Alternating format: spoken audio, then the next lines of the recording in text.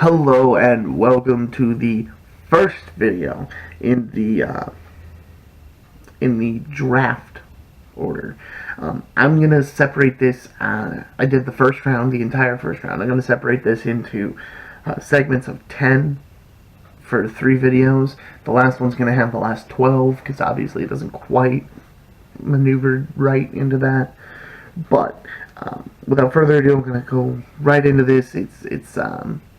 It's going to be a string of 3 videos, but my first one is going to be the first 10 picks of the draft. Now, I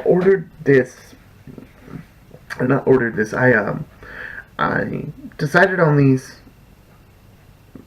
players based on what the needs of the teams are currently, based on what I think they will do in the free agency, and which players available fit their needs best.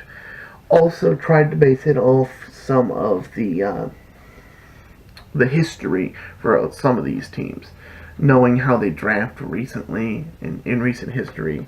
Now, I didn't do that. I did all that from memory. I didn't do a lot of research into the history of the drafting, so bear with me if I'm wrong about some of these. So we're gonna jump right in. Starters, number 1 pick, Cleveland Browns, 0-16. Obviously going to start there. Their needs are a quarterback, running back, and a cornerback. Now, I disagree. That's what their needs are listed.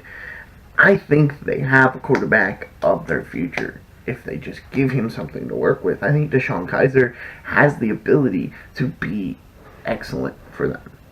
But we're talking about Cleveland here. So with the first overall pick, I think Cleveland's going to take Josh Rosen, quarterback out of UCLA. And I feel bad for the guy. That's who I think they're going to go with. I feel bad for the guy because he's...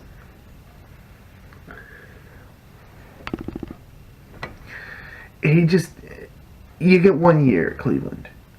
You get 1 or 2 years, maybe 3 if you're lucky, to prove yourself. And it's not fair to these quarterbacks. You got excellent talent coming out at quarterback going to Cleveland and squandered because Cleveland doesn't know how to build a team. Anyway, number 2, New York Giants. Their needs were listed as an offensive tackle, quarterback, or a running back. Now, the quarterback they might need to replace Eli at some point in the future. It is a good draft. It is a good draft to do that. I don't think it's a good first round. However, running back makes sense. I have the Giants taking Saquon Barkley, running back out of Penn State, with the 2nd overall pick. And I think it's a solid pick. He fits in with their scheme. He's a run back who also can catch the ball, who can also do pretty much anything you need him to. So Saquon Barkley is definitely a good fit for the Giants, and he would help out that offense significantly. Next, the Indianapolis Colts. Their lists are an inside linebacker, an offensive line, and an edge player. Now, I think while they do need to address defense in this, that passing up on certain players, certain offensive linemen this early is a miss for the Colts. I think the Colts will take Quentin Nelson, the guard out of Notre Dame.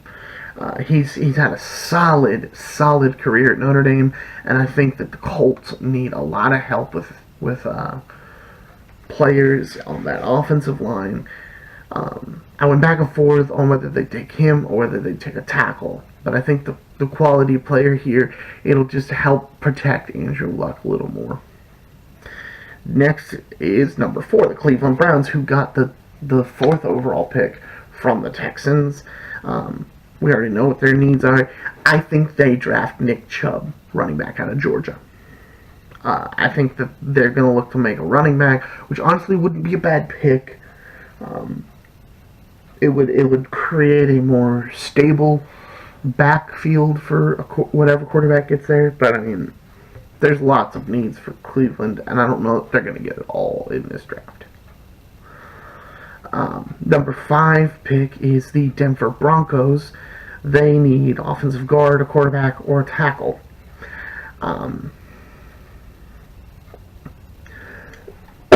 pardon me, I think that they could go for a quarterback. But I went back and forth on this. What good's a quarterback if you can't protect him? And I think Elway knows that.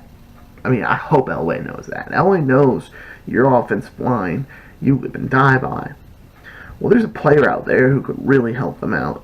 There's a lot of players out there who are offensive tackles who could help out the Denver Broncos. I think they're going to go with Mike McGlinchey, the offensive tackle out of Notre Dame. I feel like he's a solid fit for that offense, and I feel like while a quarterback needs to be addressed, I don't think quarterback is truly a huge need in this first round. So I don't actually have a lot of quarterbacks being drafted in the first round. So I've got him going with... I got Denver going with Mike McGlinchey out of Notre Dame. The Jets at number 6, their needs are quarterback, running back, and an offensive tackle. I think the Jets will address the quarterback need, or the running back need first, because they have a lot to choose from in this draft. They can get another solid quarterback later. I think they're going to go with Sonny Michaels, the running back out of Georgia. I think that Georgia has a lot to work with there in those two running backs going high in the draft in this list. But I think the Jets really need that star power back to come back and play for them. And they need someone like that, and I think he could provide that. I said power back, I just meant strong back. I didn't mean like a power back, but you know, whatever. Number 7, Tampa Bay Buccaneers. Their needs are listed as defensive end, running back, and a quarterback. Now, I have at the 7th pick the first defensive player going in this draft. Definitely not the last of the first round. I actually had mine, I think, split pretty close to even. But I have them taking Bradley Chubb, the defensive end out of NC State. Their need at defensive end is a strong one, and Bradley Chubb is insane. I saw him play a lot at NC State this last season, and he is just ridiculously talented.